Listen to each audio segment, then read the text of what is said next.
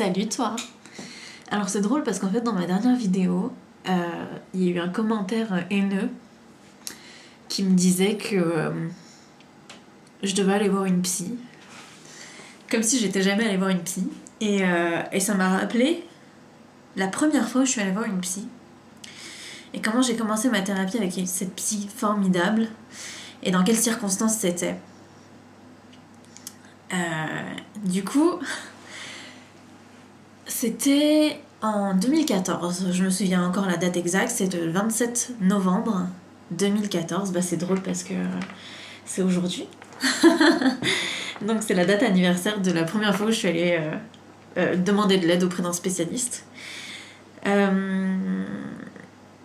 qui s'était passé, c'est que rien n'allait dans ma vie. Tout était en train d'exploser. Tous les domaines de ma vie explosaient les uns après les autres. C'est-à-dire que j'étais dans une relation où ça n'allait pas du tout.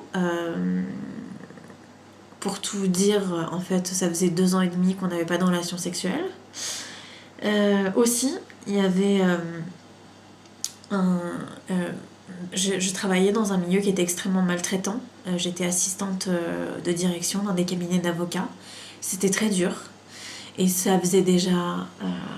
c'était la 2e fois ou la 3e fois que je me faisais virer en quelques mois d'intervalle à ce moment-là. Et puis, à ce moment-là, mon père m'envoie un message pour me dire viens avec moi à Saint-Malo chez ton oncle.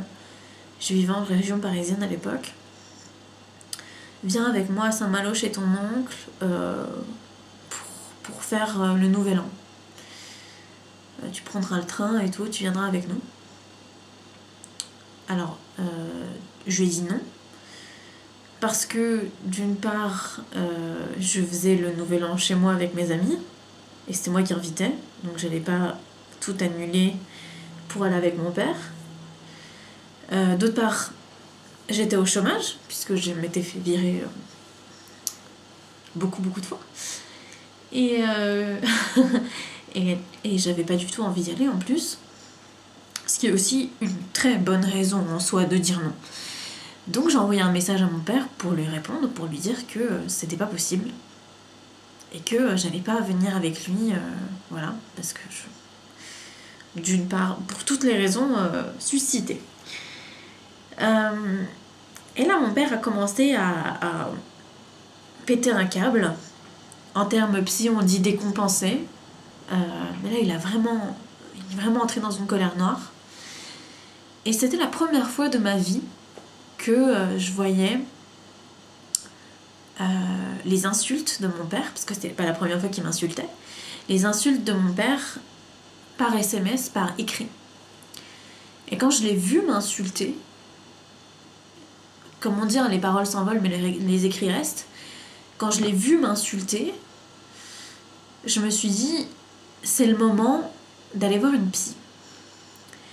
Et à cette période-là, les fêtes de l'année, les fêtes de fin d'année, c'était vraiment pas une bonne période pour moi. Je détestais les fêtes de fin d'année, d'une part parce que j'avais jamais d'argent, du coup faire des cadeaux à ce moment-là c'était vraiment compliqué. Ensuite, même quand j'avais de l'argent, faire des cadeaux c'était quand même compliqué parce que tu ne sais jamais avec qui t'es, tu sais jamais quoi offrir, ce que t'offres généralement c'est pas apprécié à sa juste valeur.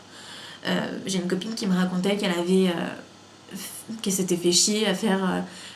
à aller chez Aromazone et faire des packs pour que les femmes de sa famille puissent faire des produits de beauté elles-mêmes. Personne ne l'a jamais utilisé, évidemment. Moi, c'était un peu pareil. Tout ce que j'offrais, c'était pas apprécié à sa juste valeur. Moi, je l'ai offert, je me souviens une fois, en revenant de Chine, un service à thé en porcelaine. Quand on mettait de l'eau chaude dedans, le dragon qui était dessus changeait de couleur. Et un thé, c'est un thé qui est tissé. Et quand tu le plonges dans l'eau, ça s'ouvre et ça fait une fleur en fait. C'est un truc qui est trop beau. Et j'ai ramené ça à mon père et il m'a regardé ça et il m'a fait mais pourquoi est-ce que tu m'as pas ramené de la soie ? La soie au moins c'est vraiment typique chinois. Je vois pas pourquoi tu m'as offert ça, c'est nul. Et là, je me suis dit, mais vraiment, enfin, de la porcelaine de Chine et du thé de Chine, c'est pas assez chinois pour lui, c'est vraiment fou. Et je me suis rappelée à ce moment-là de toutes ces choses que j'avais vécues pendant les fêtes de Noël qui ont fait que pour moi c'était quelque chose de vraiment très désagréable. Les disputes auxquelles on te demande de prendre parti, évidemment, alors que t'as pas du tout envie.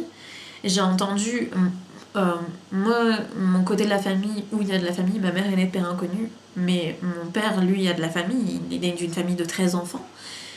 Donc, dès qu'il y avait une fête, c'était toujours du côté de mon père, parce que ma mère n'a pas de famille, à proprement parler.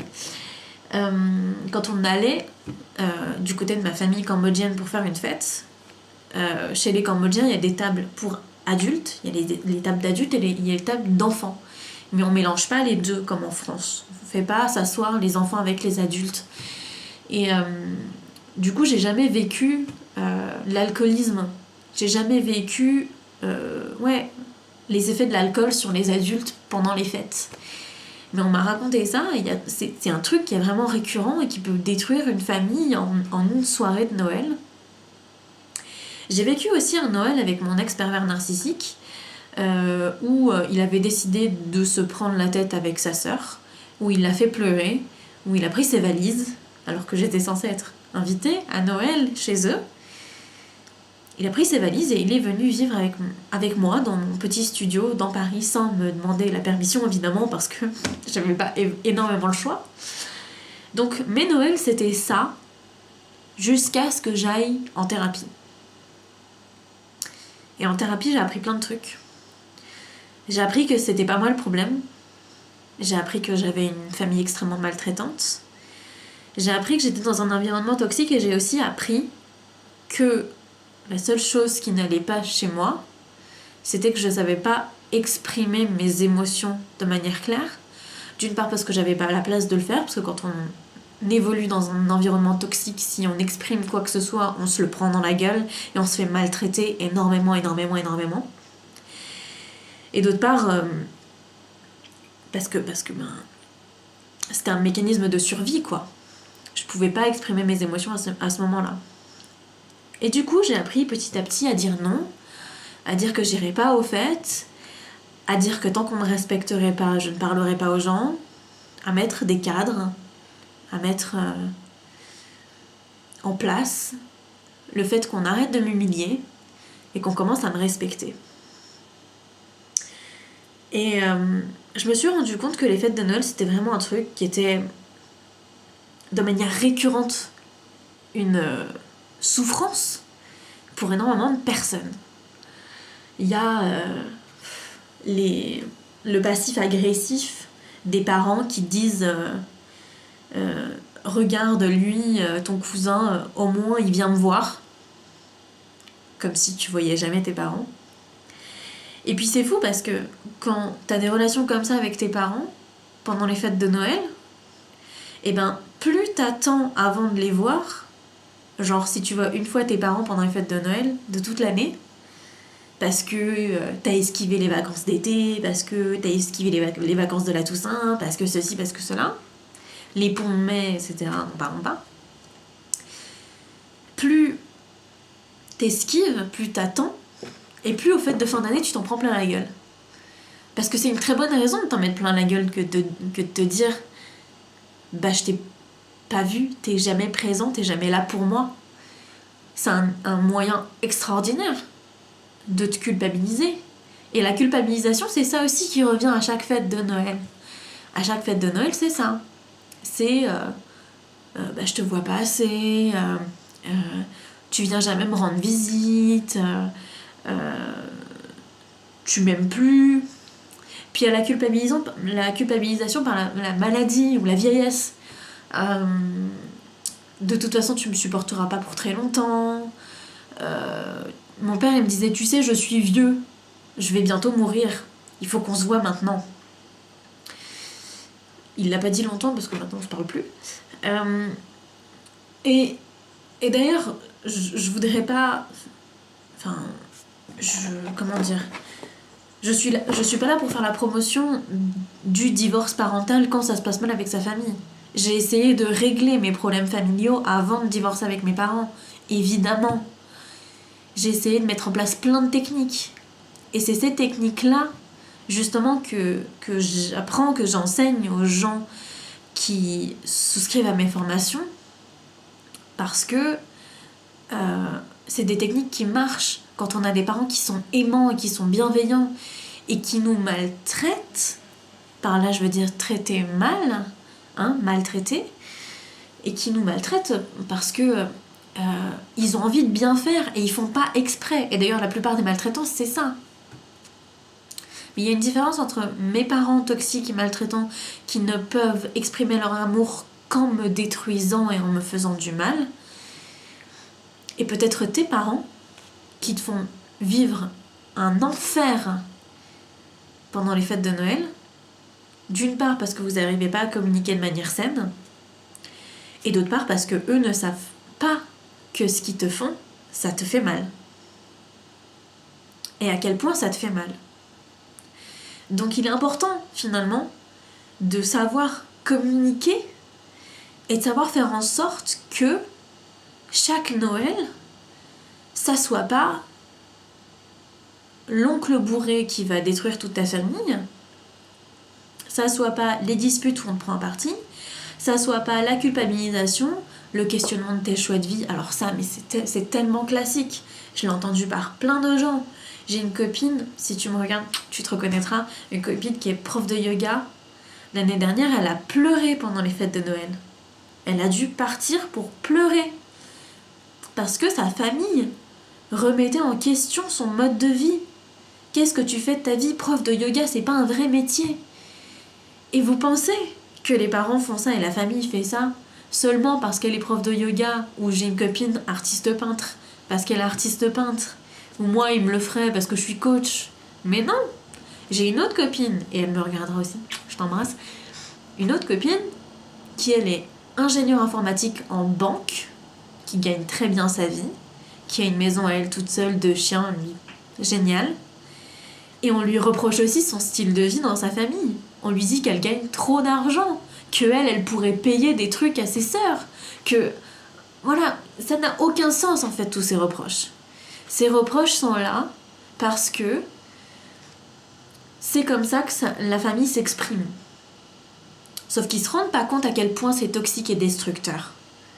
Et ça fait mal. Et chaque année c'est comme ça. Et chaque année tu le sais. Et à chaque réunion de famille tu le sais.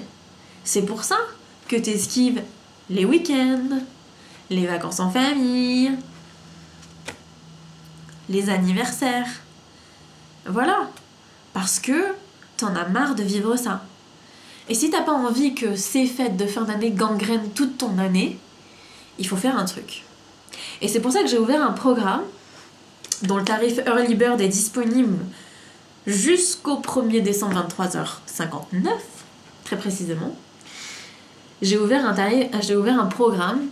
Ça fait 1 an que j'y pense. J'y ai pensé déjà l'année dernière, mais aujourd'hui j'ai décidé de le lancer. Un programme pour passer de fête de fin d'année égale pourri à fête de fin d'année égale cadeau, rencontre, esprit de Noël, truc trop bien. Parce que c'est possible. Parce que si moi, parce qu'aujourd'hui c'est ce qui se passe pour moi, si moi j'arrive à passer des fêtes de Noël hyper bien, top, vraiment trop génial, alors que j'ai divorcé avec mes parents, alors que j'ai été insultée, humiliée devant plein de gens différents, je crois que je dois avoir une réputation à Cavaillon qui doit être affreuse. Il m'est arrivé plein de trucs absolument abominables. Si moi, avec tout mon passé lourd et traumatique, je peux passer des fêtes de Noël cool et sympa, je pense que toi aussi. Et je rends ça accessible pendant seulement le mois de décembre, et le tarif Early Bird, donc pour parler de choses sérieuses, tous les prix sont sur ma page sur mon site internet. Il y a un tarif Early Bird qui est disponible jusqu'au 1er décembre à 23h59, et le lien est dans la description si tu veux en savoir plus et faire partie de ce programme, qui est un programme que j'ai appelé calendrier de l'Avent, parce que c'est une vidéo par jour pour t'aider à gérer ta famille, tes peurs, ta communication, toutes ces choses incroyablement chiantes pendant toutes les fêtes de fin d'année. Arriver à gérer ça sans stress, sans gueule de bois, parce que généralement on boit beaucoup d'alcool pour gérer ça. Et ça, si t'as envie de te remettre de tes fêtes de fin d'année en une semaine plutôt qu'en rien du tout, libre à toi, mais normalement c'est possible de le faire, de supporter les fêtes de fin d'année et de le supporter même très bien et même d'apprécier le truc. Donc si t'as envie de tout ça, je t'invite à cliquer sur le lien dans la description. Et voilà, le programme est en ligne, les vidéos ça commence le 1er décembre et le tarif Early Bird est disponible aujourd'hui jusqu'au 1er décembre, 23h59. Voilà, donc si t'as envie d'arrêter de souffrir tous les ans et de faire la paix avec ta famille, c'est ce programme auquel tu dois souscrire. Allez, à demain, bisous. Mouah.